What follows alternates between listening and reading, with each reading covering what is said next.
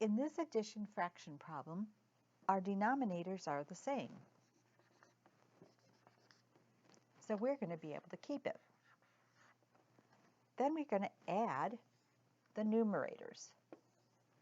2 plus 1 is 3. 3/3 is the same as saying 1, 2, 3.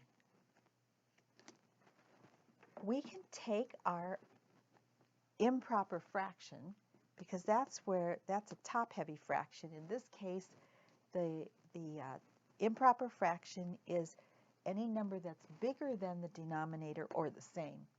I think this is the first time I'm talking about when the top number is the same. That is also part of an improper fraction. If we actually called this fraction 1 whole, it would be easier to think of 1 whole than it is 3 separate pieces, especially if the pieces are scattered. That's harder to see that it actually fits into a whole circle. But mathematically, you'd know it because 3 divided by 3, this fraction line, as we've talked about before, is also a division symbol. So 3 divides into 3 1 whole time. So we get to make the number bigger because it's a whole. If I was to say that we had 2/3 plus 2/3. In this case, our denominator is the same, so we're just going to be able to copy it. And then we're going to add the numerators. 2 plus 2 is 4. 4/3 is an improper fraction.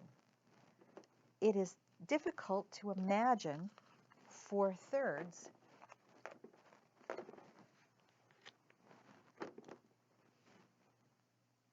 just what that makes. But when we actually change the improper fraction into a mixed number, our equation tells us that 3 divides into 4 1 whole time with 1 left over. That's our new numerator. And then we're going to copy and keep the denominator.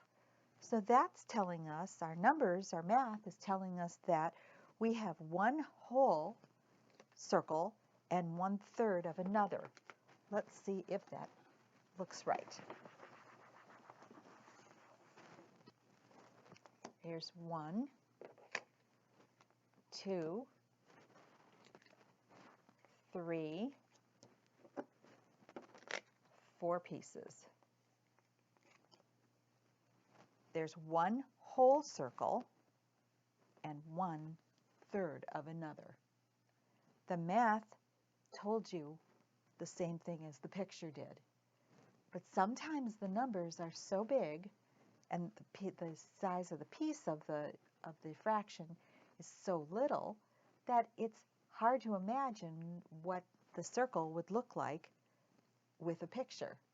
But you can always figure it out mathematically, because this improper fraction, 4/3, can be